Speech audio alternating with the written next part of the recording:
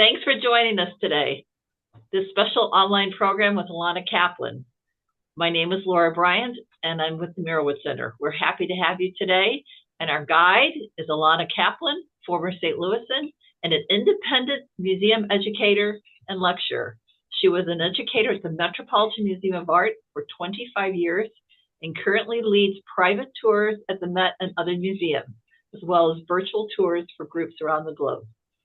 Today, Elana is kicking off a three-part monthly series, Summertime at the Met, which focuses on some of the unique joys of summer.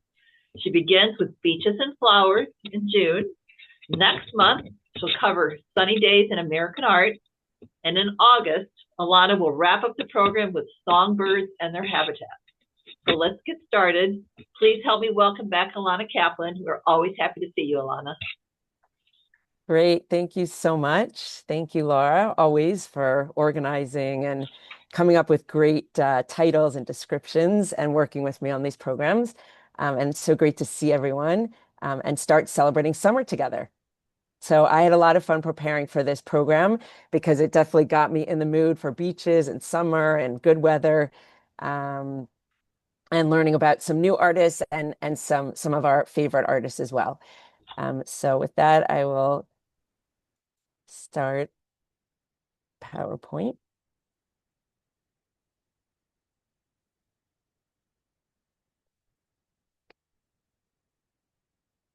Okay, so the first artist that we're going to be talking about, you can see right here, his name is Eugene Boudin.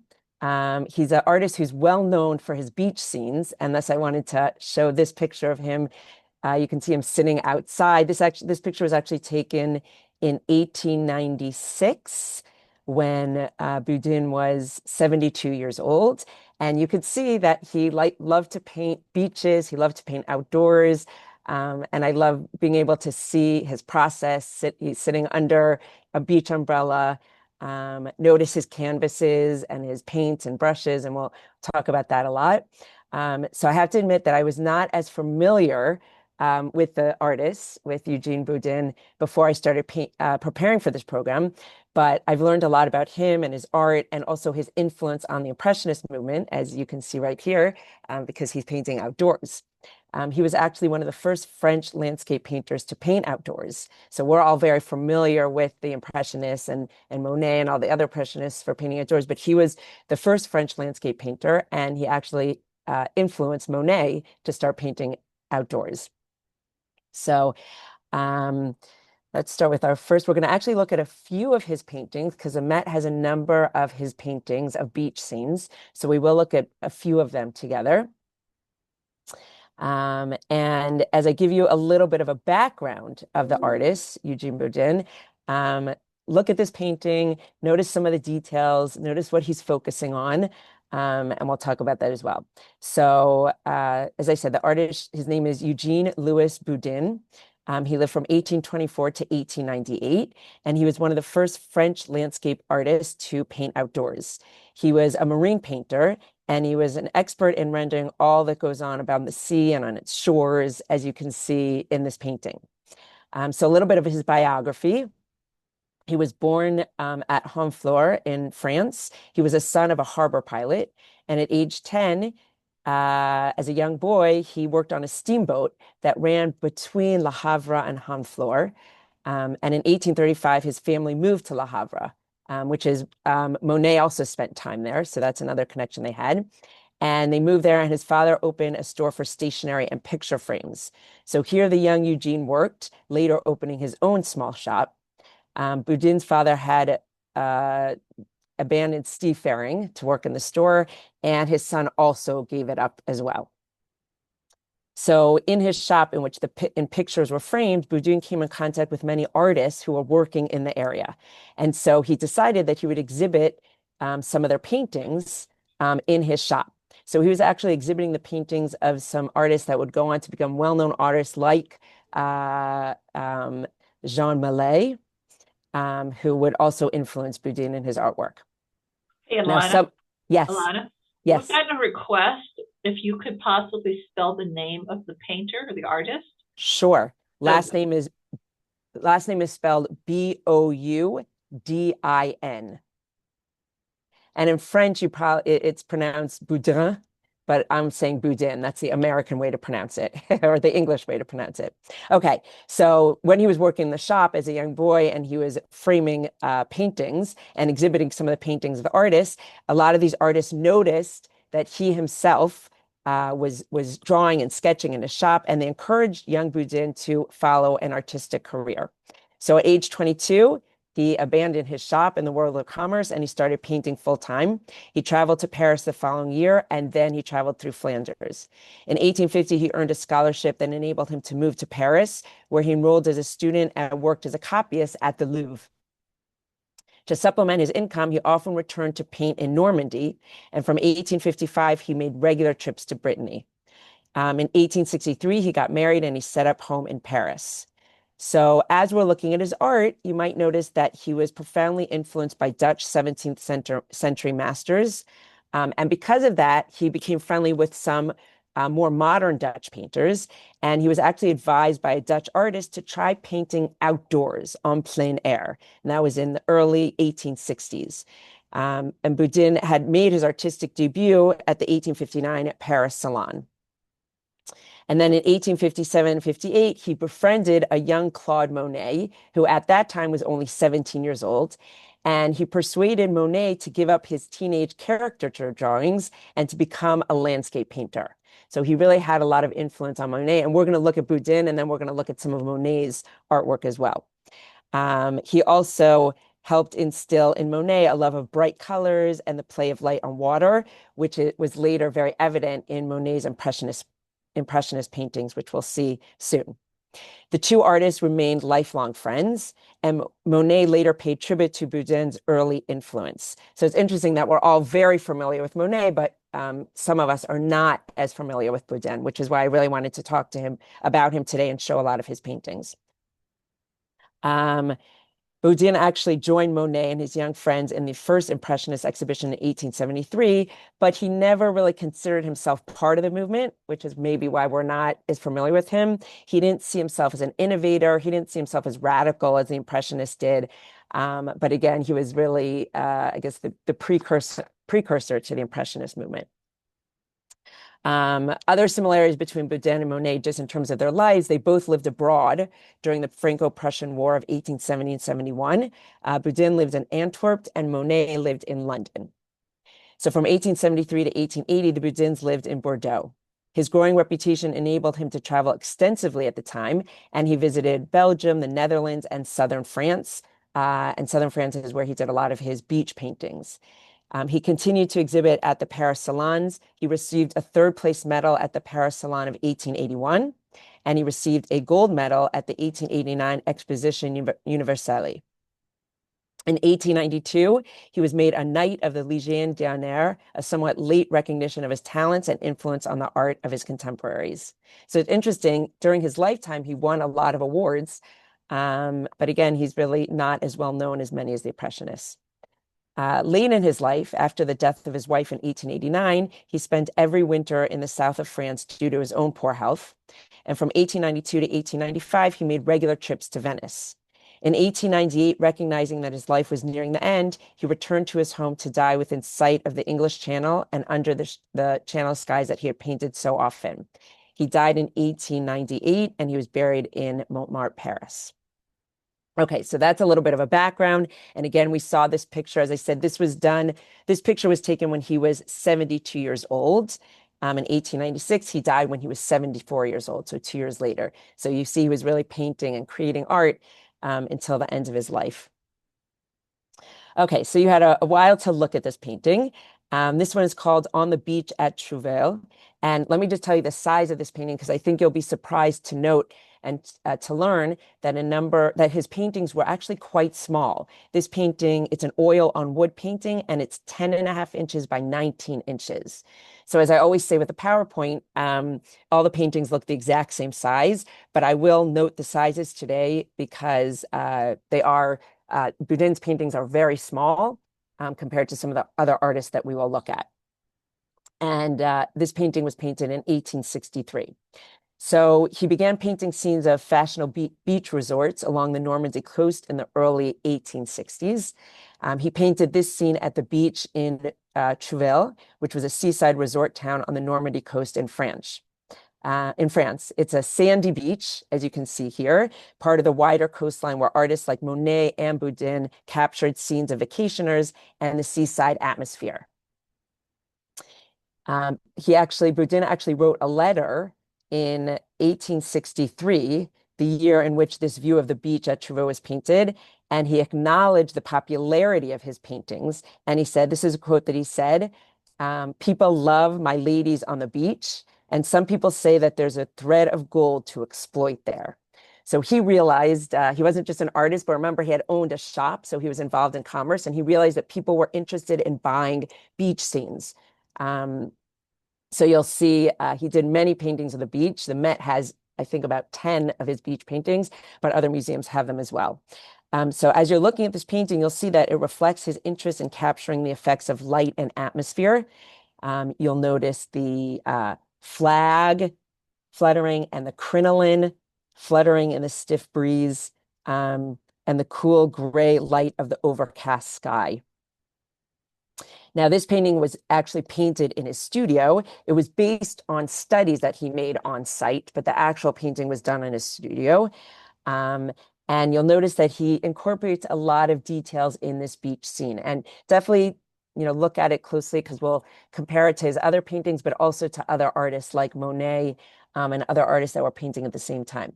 So you can see he was very much interested in the fashion of the times. And I love looking at this painting from 1863 and seeing, how people would dress to go to the beach. So he's very interested in fashion of the time and also other details. Notice the chair that's overturned, the dog over here that's looking out. Looks like some clothing that's kind of on the side here that's been left on the side.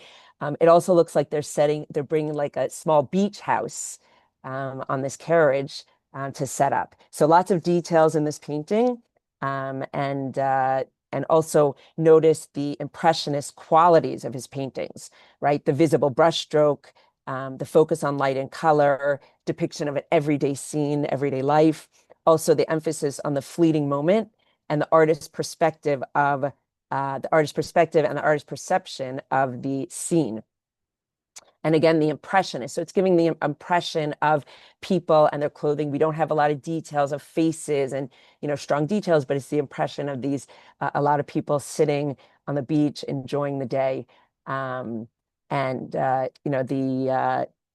everyday moments and kind of capturing a moment, like with a chair overturned, and imagining, who was sitting in this chair and now is overturned on the beach. So a lot of impressionist qualities to this painting. Okay, our next painting, as I'm sure you can tell, is by the same artist, Eugene Boudin, and it's called On the Beach. This one was painted in 1864. Again, it's an oil on wood painting, and it's 12.5 inches by 11.5 inches. So again, these are very small paintings. Notice the similarities between this painting and the last one. So you can really tell that it's the same artist. Notice the sky, again, the emphasis on fashion and clothing, the emphasis on the wind, blowing the skirts, blowing some of the clothing and the ribbons on the hat in the wind, also the boat in the background, also the dog that we saw in the last painting as well. And again, he's really focusing on the people sitting on the beach. That'll be different than what Monet focuses on when we look at his paintings. But the people, notice again the impressionist qualities. He really was focusing on the changing skies of the French, the coast in France, and also, of course, the fashionable crowds on the resort beaches in many of his paintings. So that's really a lot of what he's focusing on. And as I said, his paintings were avidly collected. People really liked his paintings. They bought them, and it led to him having a lot of success, which is also interesting to think of compared to some of the other artists at that time. Monet also, his paintings were a commercial success, but other impressionists were not as successful during their lifetime. Okay, so our next painting by the same artist, Eugene Boudin, was done in 1865. And these, I'm showing them to you just in order of chronologically. But you see throughout the years, he's really focusing on these beach scenes. And again, these are just the paintings that are owned by the Met. So you can see that he really did focus on this. Again, it's an oil on wood, and it's 15 inches by 23 inches. This one is called On the Beach Sunset. So it is a different time of day, but certainly many similarities to the other paintings that we looked at. Notice here in this painting, as in the other ones, his masterful and convincing representation of light effects. For example, the effect of sunset that you can see in the water and in the sky. Again, all these, him working with the effect of light and season really influenced the young Claude Monet. Actually, the two artists worked together on the Normandy coast the previous summer. And we'll see some of Monet's paintings from that summer in a few minutes as well. So again, you can see he's very consistent in terms of being very much in tune with and wanting to show fashion, especially women's fashion, the women with the parasols sitting in their chairs on the beach, the way they're dressed. Also, another beach house on the side here, on the left side, that we can see, and just people really enjoying the beach. Something else that he does in this painting that we see other artists do is notice where he uses the color red. So it is a very busy painting, and artists often use the color red to get us to move our eyes around a painting, to really look at details and focus on details. So we see he uses red on all the way on the right side of the painting, and then also on the left side of the painting. In the fashions, he's also showing us not just adults on the beach and enjoying, but also children on the beach and the way they're dressed. So it really, I feel like, takes us back in time to watch what a beach scene for, I guess, for upper class people was like in the 1860s and 1870s. So our next painting by Eugene Boudin, a little bit different than the other ones that we've been looking at. And this one is really focusing on one figure. And we are looking at a painting of Princess Pauline Metternich on the beach. This was painted between 1865 and 1867. And this is also oil on wood, and it's 11 inches by 9 1/4 inches. So this painting of Princess Pauline Metternich, she was actually the wife of the Austrian ambassador at the court of Napoleon III.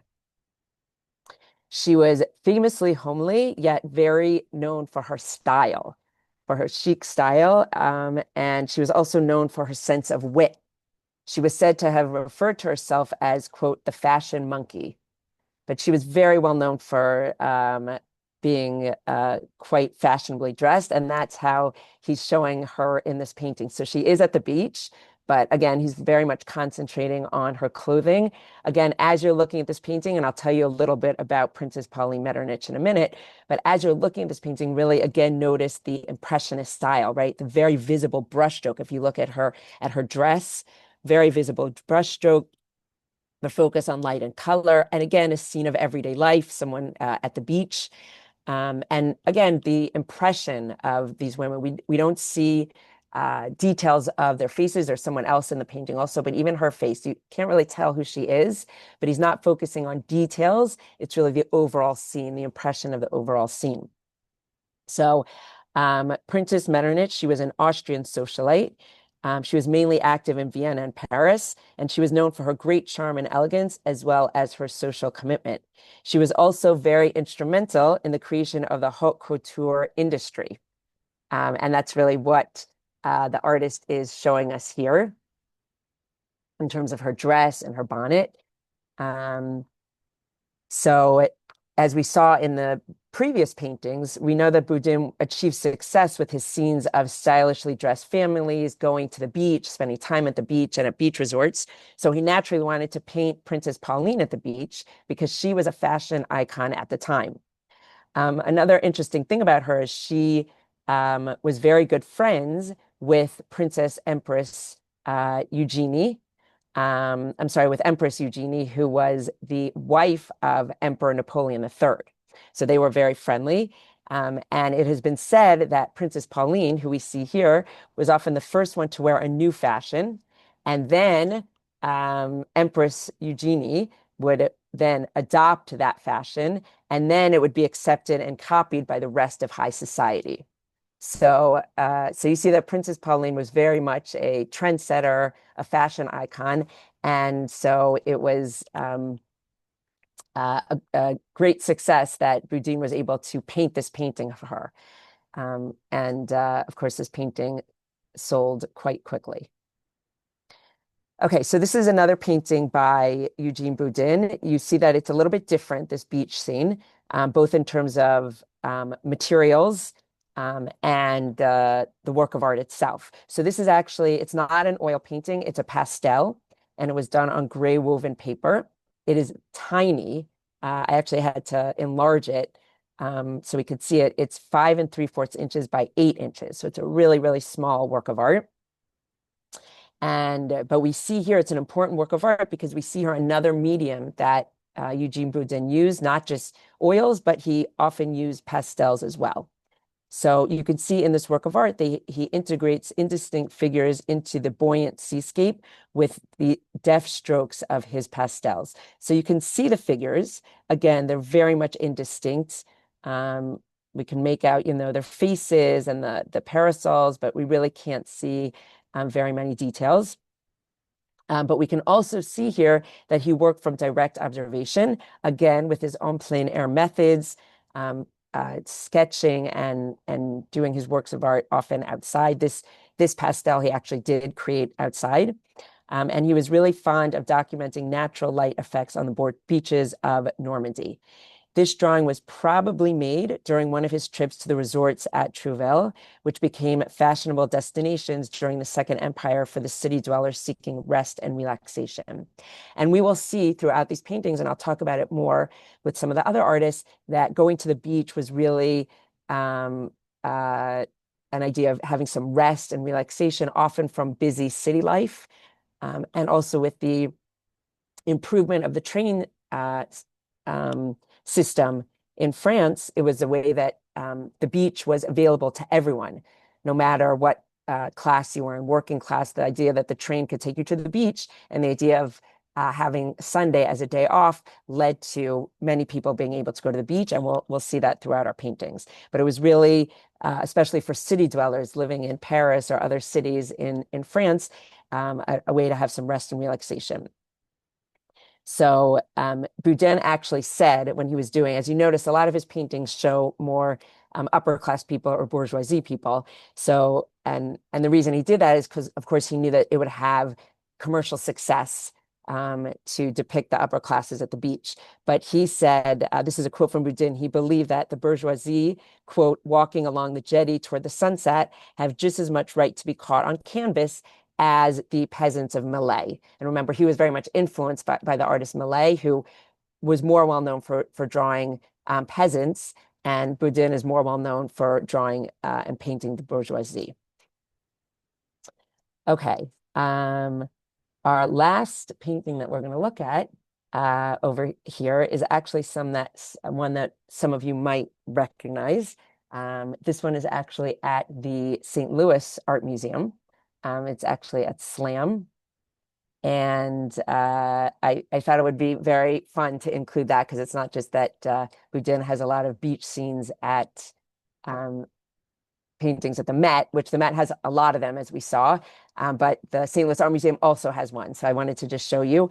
Unfortunately, it's not currently on view, so you can't see it right now, but you could see it online, and that's how I found it. So this is called The Beach at Trouville. It was painted in 1869. It's also an oil on wood, and it's very small. It's 8 7/8 inches by 14 3/8 inches. So again, here we can see a fashionable group of people on the beach. They're congregating on the beach at the Normandy Resort at Trouville. And you can see in the corner one of these bathing huts, which we saw in some of the other paintings as well. It's interesting. He likes including the bathing huts in his paintings. So it's visible to us on the right. And the scene is really very much animated by the women's colorful dresses. We see people dressed in green, in red, and yellow, so very colorful dresses like we saw before. Also the presence of the parasols. And again, he's really focusing mostly on women's fashion and attire and the people on the beach, not as much the beach itself or the water itself. We do see a boat off in the distance, as we saw in some of his other paintings as well.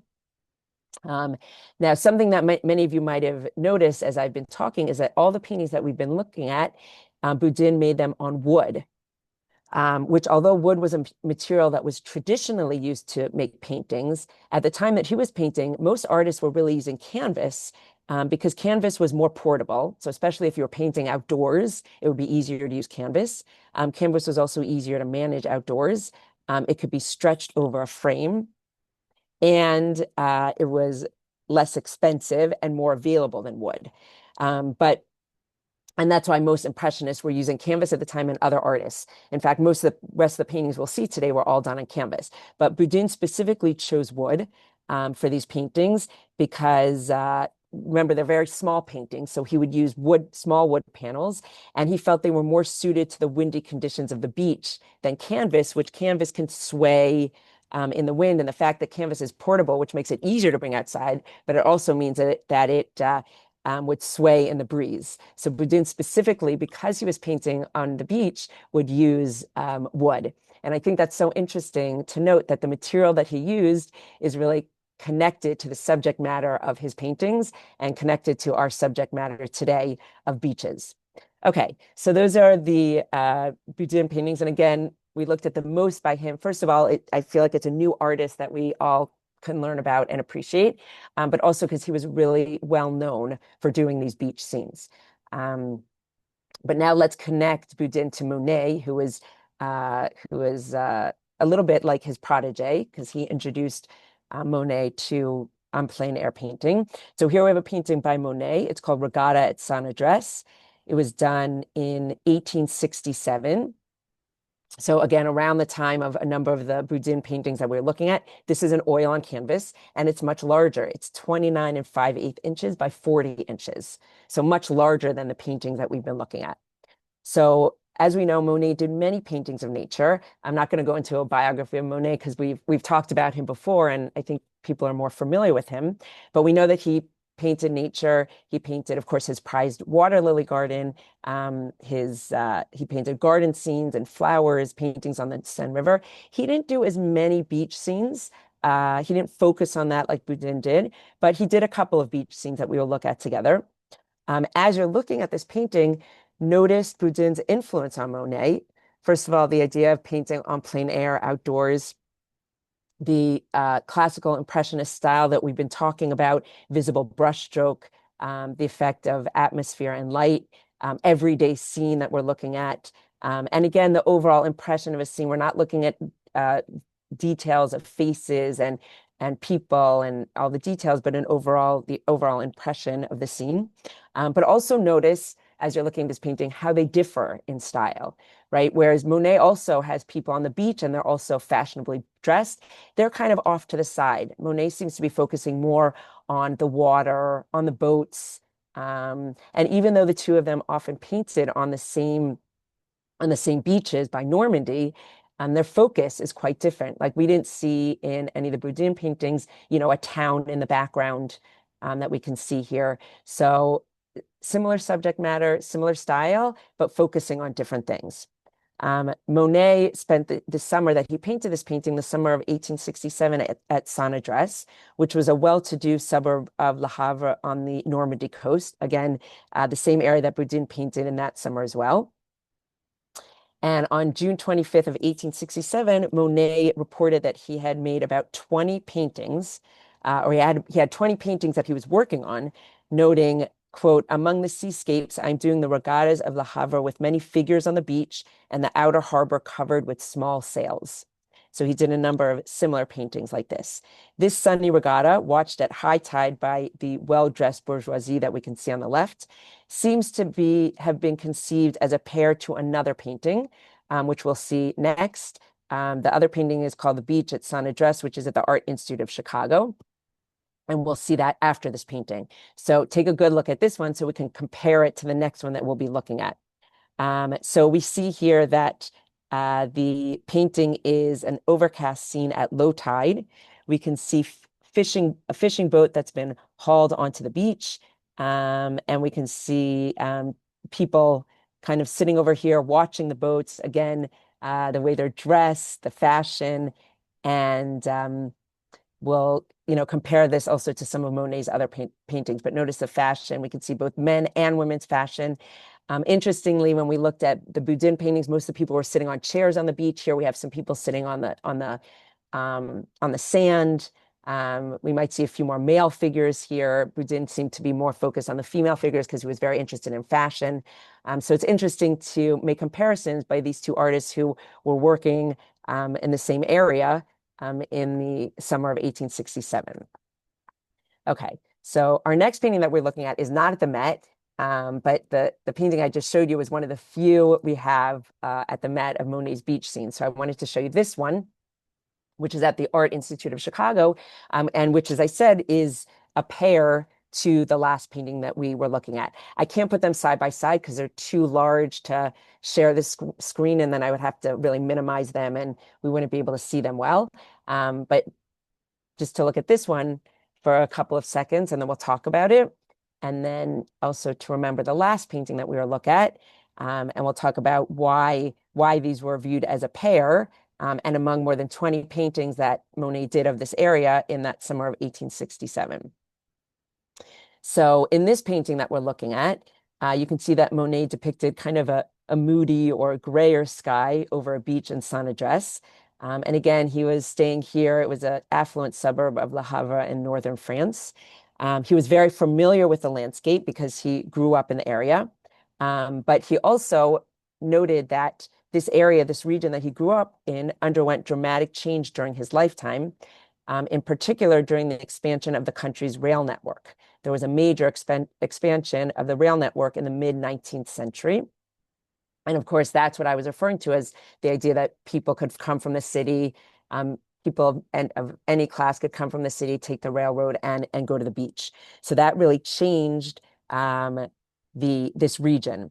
And what happened is it actually turned many fishing villages, many rural fishing villages, into seaside resorts for tourists, because so many people could just get on the train as tourists and come to these areas. So it turned them into seaside resorts.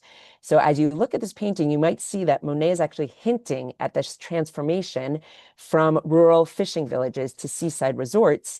And he's doing that by placing a group of local fishermen and their boats in the foreground of the painting. We can see them right over here, right with their boats. Some of their boats are moored on the beach.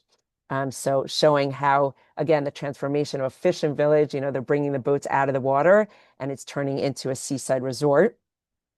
So we have that in the foreground, but we also, if you look very carefully and closely, it's a little hard to see, but we can see a fashionably dressed woman over here sitting beside her companion, and they're watching sailboats. They're actually, it's hard to tell, but I've seen this picture very close up. They're actually watching sailboats through a telescope.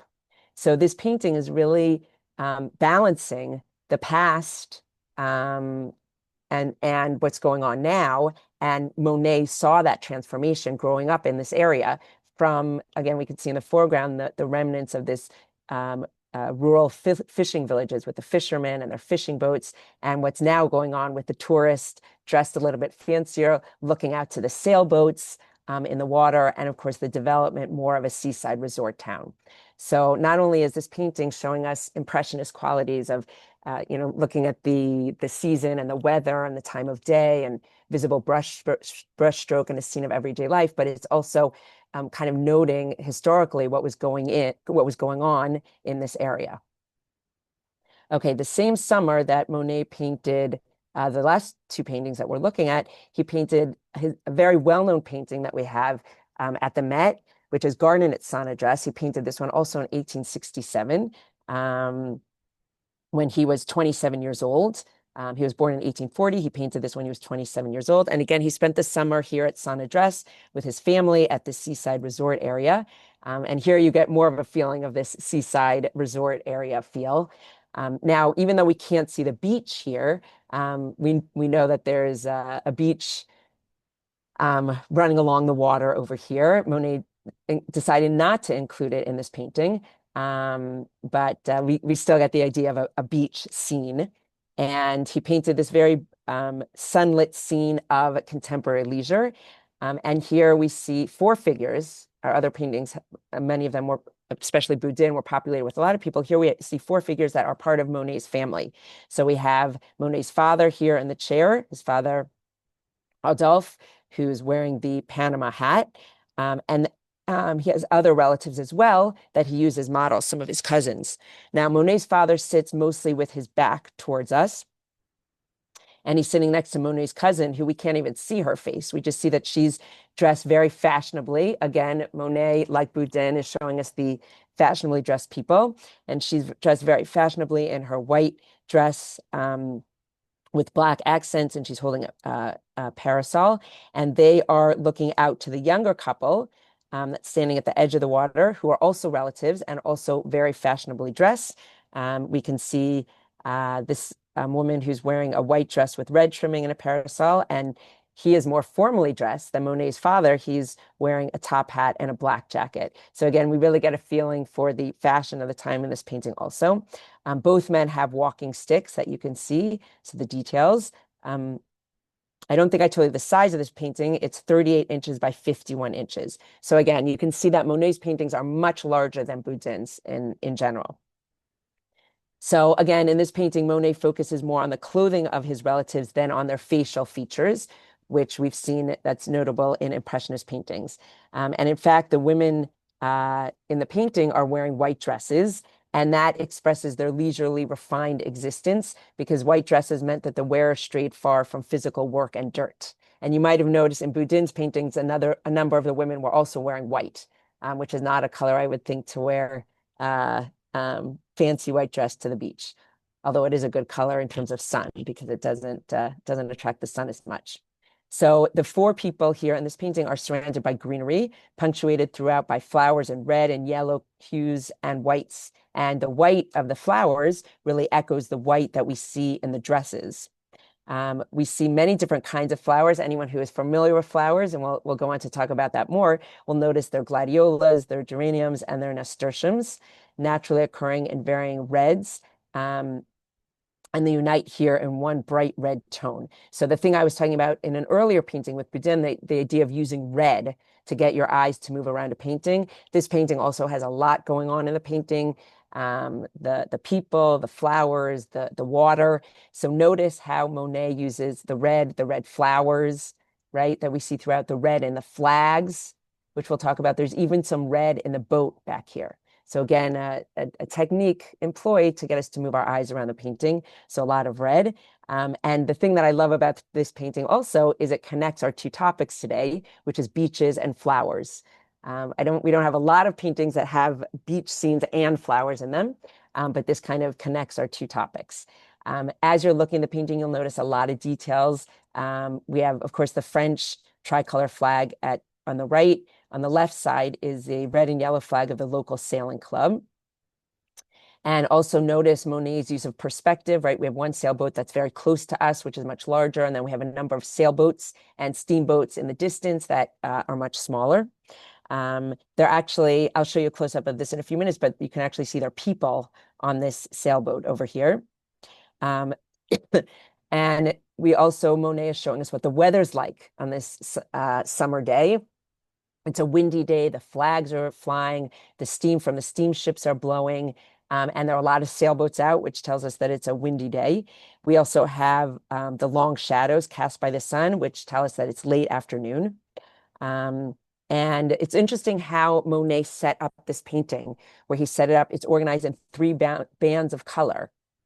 So in the background, we have the light blue sky in a band of color. In the middle ground, we have the darker blue sea. And in the foreground, we have this band of green, dominated by green. So the background dominated by the light blue, then we have the darker blue and the green. And it's kind of looks like three horizontal bands of color. Monet, for this painting, has a bird's eye view. So he's looking down and painting the scene. He probably painted it either by a window or outside on a second floor looking down. And again, Monet was spending the summer at Saint-Adresse. He spent many summers here because he had the his family had a summer villa, so he spent many summers of his childhood in this town, and that's also how he was able to really see how it was changing over the years. And Monet also surely knew that images of the seaside resort town had real sales potential. So like Boudin, he realized that people would want to buy these paintings. And he, like Boudin, tapped into the vogue for picturesque land and seascape for the homes of the Parisian bourgeoisie. So he made these paintings. He knew that they would sell, that people would be interested in buying them. It's a very serene painting, no hint to some of the family tensions that were going on during this time. It's a very serene painting. And Monet has called this painting, quote, the single most important seascape from the first decade of my career. So let's just look at a couple of close-ups of this painting, just so you can see those details of the flowers, of Monet's father, and his cousin. Again, even with the flowers, and we'll compare this to later paintings of flowers that we're going to look at more detail. We get the impression of the flowers, we see the colors, but not details of the petals and, details of the variations of color. It's really, again, the impression, visible brushstroke. And here we also have the sailboat that look closer. Again, the idea of visual brushstroke. Look at the water. You can really almost imagine how Monet painted it with the brushstrokes in the water and the brushstrokes that you can see in the greenery. Real example of Impressionist painting. Okay, we're going to move on to another Impressionist artist. This is Auguste Renoir. And we're going to look at two of his beach scenes. This is called Figures on the Beach, and he painted it in 1890. So that is about 20 years after the Monet painting we were just looking at. And Monet and Renoir were friendly. They often painted together. So here we have Renoir's beach scene. Again, as you're looking at it, note the similarities and differences with the last two artists that we looked at. And Renoir's style here. So this painting, as I said, was painted in 1890, was probably painted on the Côte d'Azur in southern France. And the painting is sun-filled. It shows us two female figures on the beach that we see here. So we have this seated figure, and she's shown in profile. And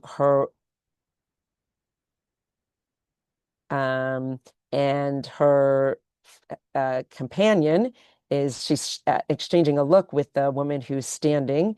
And the woman who's standing is holding a basket in her hand. Again, notice the detail to clothing, their bonnets that they're wearing, and other details that we see also. Notice as you're looking at it that there's a small dog here, a small white dog. And there's another figure in our painting, which is a young boy who's dressed in blue. He's standing before the water. It looks like maybe he was throwing an object into the ocean. Look at how he's standing. Like Renoir really caught him in almost an action. He's standing kind of with his hands back. Again, notice the bathing costumes of the time. We also have some sailboats in the water. And interestingly, if you look at the standing figure, she almost serves as a vertical force which connects the horizontally banded foreground, the water, and the sky. So she's really the connection between those horizontal bands. And interesting, we saw those horizontal bands in the Monet painting, the last Monet painting that we're looking at, and Renoir does that also, right, with the band in the foreground, the horizontal band in the foreground being a lighter blue. Then the middle ground is the ocean color, and then in the foreground is the sand. So this one is also based on three bands of color that we have here. So the women in this painting really appear carefree, and neither they're really very much carefree. They have a basket that's sitting on the beach, really enjoying. Also, there are no men in this painting, which we did see in the Boudin and the Monet paintings. Here we just have women. This painting was painted later in Renoir's career, a period at which Renoir was expressing skepticism of industrialism and machines. So he really wanted to do paintings that show the quiet seascape and the beauty of nature, the beauty of simplicity, ordinary and simplicity. And that's what he's showing us here. Okay, here we have one more painting by Renoir. It's called By the Seashore. Take a couple seconds just to look at this one and notice the similarities between this seaside painting and Renoir's last one, but also Notice the differences, because there are some major differences between these two paintings. So as you're looking at it, I will just tell you, this one was painted in 1883. It's 36 1/4 inches by 28 1/2 inches. Renoir likely painted this work in his studio. He probably posed this model in a wicker chair, and then he relied on studies he had made on the Normandy coast to finish the beach scene behind her. So again, Renoir also, like Monet and like Boudin, painted a lot on the Normandy coast. So he probably did the outdoor sketches of the coast and the seashore, and then painted the actual painting indoors. So stylistically, the painting reflects the impact of Renoir's trip to Italy in 1881 to 1882, which inspired him to unite, quote, the grandeur and the simplicity that he admired in Renaissance art. And he wanted to kind of combine Renaissance art that he saw with Impressionism that he was involved in at the time. So this was a new approach to combine these two methods, and he called it his dry manner. And you can really see this is very much evident in the woman's face, in the sitter's face, which with its carefully drawn features and smooth handling of paint. So notice, the features of her face, very different than the other paintings we've been looking at, where we got the impression in the face, but we didn't have a lot of details. Look at this painting and notice how many details in her face, her carefully drawn features, and her skin, and compare that with the medley of quick strokes in the background, the more impressionist quality in the background, the visible strokes, the quick strokes, the combination of color, the much freer technique of Renoir's earlier impressionist focus years. So as we look carefully at this painting, we can really see that radical changes were taking place in Renoir's art around the time period that he made this painting. The background landscape displays the bold and vigorous brushstroke typical of Impressionist paintings of the 1860s and 1870s that we also saw in Monet and in Boudin's paintings. But by contrast, the figure that we're looking at here is much more conventional. So it doesn't have the Impressionist qualities to it. You can see that the body of the young woman is really encased in a series of firm contours that clearly delineate the distinction between figure and ground. And the manner in which Renoir painted her face is perhaps the most radical departure from Impressionism in his paintings. In her face, you can see that the brushwork has been completely silenced, resulting in the kind of smooth and almost porcelain-like finish favored by academic artists at that time. So although I've been saying that the painting appears almost divided between the background and the figure, we can also see how Renoir sought to unify his composition.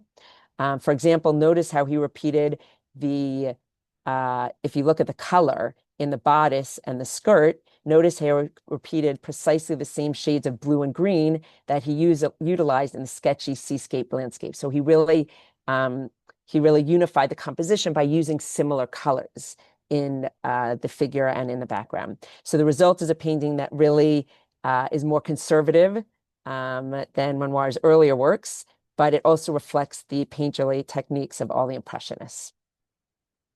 Okay, we're going to move on to a new artist. This is At the Seaside by William Merritt Chase.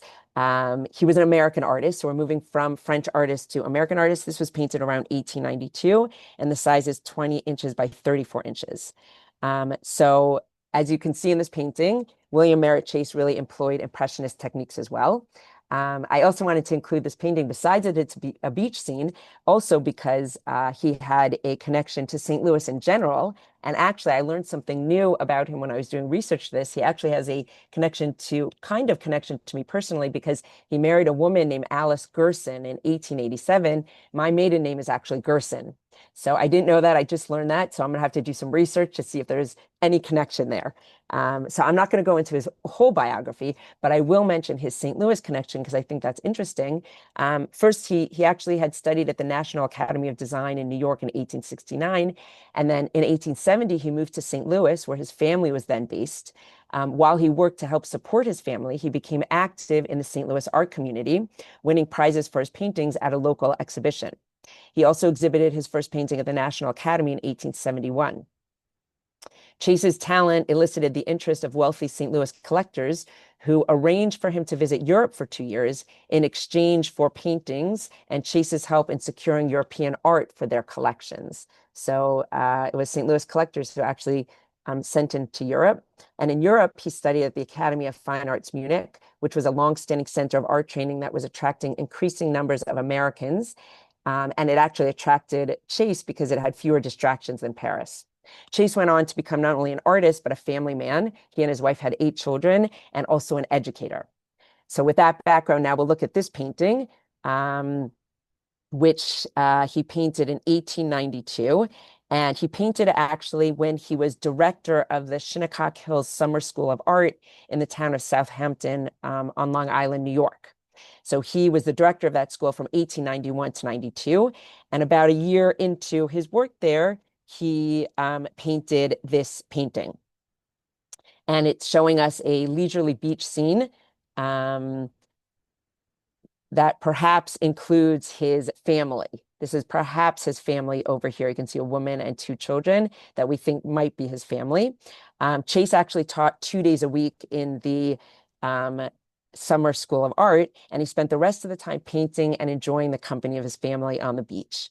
So here on this canvas, we see women and children having a leisurely day on the beach, probably along Shinnecock Bay.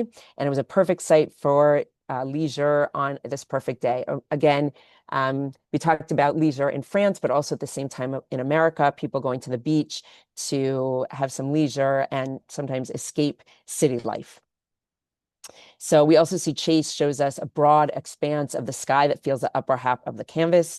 And if we look at, let's take a bit of a closer look at this remarkable painting, you'll probably have noticed some of these things. Again, it depicts women and children relaxing by the water, possibly the artist's family over here. And we think that it could be his family because during the summers that Chase taught at the art school, he and his family lived in a summer home, which was provided by the school, and the home was in the stylish resort town of Southampton, Long Island. So that could be what we're looking at here. Many of Chase's outdoor scenes of the 1880s really focus on figures engaged in informal activities at Shinnecock. So here again, it has the impressionist quality. We don't see specific details of faces and people, but we really get an idea of the impression of what's going on here, families, people enjoying the beach. Also, something that's very interesting that we see here is Chase's appreciation of Japanese design, as is apparent in the arrangement here, and also is restated in the huge Japanese parasols that we see that are sheltering the figures from the sun. So looking at this painting, we see that it reflects Chase's positive response to Impressionism, which had a widespread influence on American painting in the 1890s. Chase was very much aware of Monet and his style, and Chase actually wrote, quote, "Men like Monet succeed in rendering a brilliant and almost dazzling impression of light and air." And I think that Chase was able to accomplish that in this painting that we have here. You'll notice it's not a beach scene at all, but I did want to point out that the St. Louis Art Museum has 3 paintings by Chase. This is one of it. So this is actually a painting of his studio on 14th Street in Manhattan. So a very different painting, but similar in style. And I just wanted to make sure to point out that not only did Chase live in St. Louis, but he has a couple of his paintings are at the St. Louis Art Museum. Okay, but now we're going to return to our beach scene, our last beach scene painting that we have here. And this is done by a very well-known artist, Winslow Homer. It's called Eagle Head, Manchester, Massachusetts at high tide. It was painted in 1870. It's an oil on canvas, and it's 26 by 38 inches. So Winslow Homer was an American landscape painter and illustrator. He's very well known for his marine subjects. He is considered one of the foremost painters of the 19th century America and a preeminent figure in American art in general. He was mostly self-taught. He started his career as a commercial illustrator. He worked for Harper's Weekly for almost 20 years, including when Harper's sent him to the front lines of the American Civil War during 1861 to 65, where he was an illustrator of the war. He's very well known for the battle scenes and camp life that he sketched. And then he turned those sketches of camp and commanders, the Union Army, into paintings. So he has a lot of very well-known paintings of the Civil War. And the painting that we're looking at here is actually almost a response to what he did during the Civil War. As I said, he did a lot of paintings about the Civil War that are in museums all over. And he exhibited many of those paintings at the National Academy of Design from 1863 to 1866. But after the Civil War, he turned his attention primarily to scenes of childhood and young women, reflecting nostalgia for a simpler time, both his own and for the nation as a whole. And I think you really get that feeling in this painting that we're looking at here. He really wanted to escape from the war and what he experienced and paint leisurely scenes of the beach, which we talked about other artists doing as well, but he really was doing it as a response to the Civil War and the trauma that he experienced as being a war illustrator. So after the Civil War, Homer often explored women's new roles in society, especially their access to leisure. So this is a very modern subject for the time. As I said, he painted this in 1870. The idea of women at the beach was a modern subject, and it actually confounded critics when it was first exhibited in New York in 1870. So we're looking at here 3 women emerging after a swim. The woman in the center is wringing out her heavy bathing clothes and her hair as a small dog appears startled by the dripping water. Some viewers actually criticize this painting, and critics criticize this painting, saying that the women weren't dressed appropriately, even though they're wearing typical bathing costumes of the time. Others thought that image was too trivial for such an important painter of war scenes, that he shouldn't be painting such a trivial scene. But that was actually probably the point. As I had said, Homer, like many Americans, sought a respite from the trauma of war that had dominated their lives over the previous decade, and he looked to nature for its restorative qualities. We don't know a lot about what Homer experienced during the war, but we do know that he saw a lot based on his paintings. And so going to the beach was really an escape. And it's interesting because it seems that the only person who's really observing this scene of these 3 women is this small dog who has his tail between his legs and is seemingly startled by the woman who's wringing out her dress. But perhaps there's one other witness. There's a small detail here that might be a little bit hard to see, but there's a tiny sea creature down here who has spelled out Homer's signature in the sand and the year that he painted it in 1870. So there are a lot of questions and kind of disquiet qualities about this painting, almost a sense of voyeurism, like who's watching these girls? Why is no one else on the beach? There's a lot of mystery, amplified by the strong light and the strange shadows. So there might be a lot more meaning to this painting than we actually know. Homer didn't tell us that much about it, so there's a lot to think about. The other thing that I think is amazing about this painting is imagining the sounds coming from this painting. It's a painting that you can really use all of your senses. Imagine the sounds of the water, the dog barking, the water dripping from her skirt, wringing of the dress. It's also a painting that appeals to our other senses, the sense of course, sight, of sound that we talked about, of smell, the smells of the beach, of taste, the taste of the water. So it's really a painting that employs all of our senses and connects us to flowers. Now I realize we're pretty much out of time, so I don't have time to go through the flower paintings, but what I will do is just show them to you. And maybe we'll see them on another time, but I want to certainly leave time for questions and a quick trip into the museum. So I'll just, I actually wasn't going to speak that much about the flower paintings because they're mostly still lifes, but I'll just show them to you. The different artists. These are peonies, and this was done by Edward Manet. And these paintings are from the same time period as the beach scenes that we were looking at, from the mid to late 1800s. We have, maybe you recognize this is Renoir, and this is a bouquet of chrysanthemums. Monet also did chrysanthemums that we have here. And these are all indoor still life flowers. So it's not the Monet flowers that we saw on the beach, which are a little different. This is a Degas vase of flowers. And of course, the famous Van Gogh sunflowers that we have here, which we talked about when we talked about Van Gogh. Monet also did sunflowers. This is Matisse pansies. And our last one is Lilacs by Matisse also. So just a little bit about flowers. Again, they're indoor still life flowers, so not as much connection to the beach, and that's why I wanted to spend a little more time on the beach paintings. But I did want to throw in some still life paintings of flowers, and maybe that's a topic we can explore more in the future, still life flowers. And before I open up to questions, we'll just quickly go into the museum, just so you can see some of the paintings we've been looking at. Again, it's not such a clear view because it's an old technology used for the street view, but here hopefully you can see the Homer painting, the three women on the beach with a small dog. And actually, you'll also see that there's another nostalgic painting by Homer about a schoolhouse, but also one of his Civil War paintings is also in this room. So here, a couple of our Homer paintings in the American wing. This is the Monet paintings we were looking at in the French Impressionists. So we have the garden at Saint-Adresse, but also the beach at Saint-Adresse painting that we talked about. And these are in one of the Monet rooms in the Met over here. And our last one is just the William Merritt Chase painting of the beach.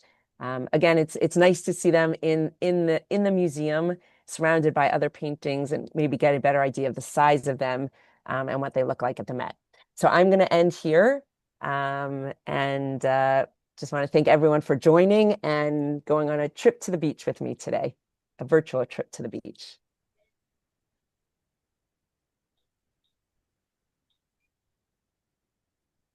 Okay. I'm going to put everybody gallery here. So thank you very much, Elana. I hope everyone enjoyed that. That was beautiful. I was going to sneak in a question before we open it up to everybody. Was it my imagination, because I do not have a trained eye like you do, but did the light of the summer days look different in the United States than in France and Europe? It seemed brighter, but I mean, so it also could be like those artists' representation of it, and the days, the paintings that we're looking at, because they really were painting many of them outdoors, capturing that day's lighting. So I think it really depended on where they were, what time of day it was, and things like that. Okay. I just want. Does anyone else have any other questions or comments on all the beautiful paintings? No? Okay, I find the collection of different artists trying to capture the energy on the beaches pretty interesting. Oh, there's a comment here. Yeah, I was going to actually say something about this, about the beach houses. If you see it on the comments, I don't know, do you want to address that, Elana, about the beach houses? Yeah, it's so interesting, right? Because they were so small. Yeah. Yeah. Although I wonder if some of the women, depending on where they were wearing their clothing from, like we saw in the Monet painting, right? How people were dressed on their porch or their veranda or whatever, and then they would just walk onto the beach like that. So I wonder if they were using those beach house for changes, or maybe other people. Remember, there were people of all types of people coming to the beach. And actually, in the Homer painting, you might have noted their swim dresses were very different. And I think some of the clothing that maybe middle class or other people were wearing might not have been as big and poofy. But yeah, it's interesting that they're very small beach huts. I thought that the way that Homer captured the wetness on the swimming suits. I thought that was, you could see the light reflecting off the water on their suits themselves. I don't know how he did that. Yeah, it's really amazing. I think that was also, I'm just gonna try and go back to that painting because I think that's a great point. I think that's part of that also, what I was saying, like you can almost imagine that the Yeah. smells and the sights and the feel of the way he painted it, right? Or even this woman it seems like she's very cold and kind of wrapped up. Yeah. Such detail here. Really, Yeah, I'm just fascinated by that. And a lot of questions like, where is this woman looking? Is there someone off in the distance that she's looking at? The other interesting thing is there are three figures really close to each other, but they're not interacting at all. They're not looking at each other. They seem to be together and connected, but they're not making any connection. So that there are a lot of like mysteries about this painting and very interesting. There's, the sailboat off in the distance over here. So it's a really interesting painting. So And because of the shadows, it looks like it's late afternoon right, exactly. at the The end of long the day. shadows. Yeah. Yeah. Yes, I just really wonderful collection. Thank you very much, Elana. It's you're beautiful. welcome. Thank you. And so next up is Sunny Days in American Art, just in time for Flag Day and 4th of July and all that fun stuff, right? Yes. Sunny Okay. Days in American Art. I'll see you next month. Okay. Thank you, everybody. Have a great day. Okay. Thanks. Bye bye. Bye.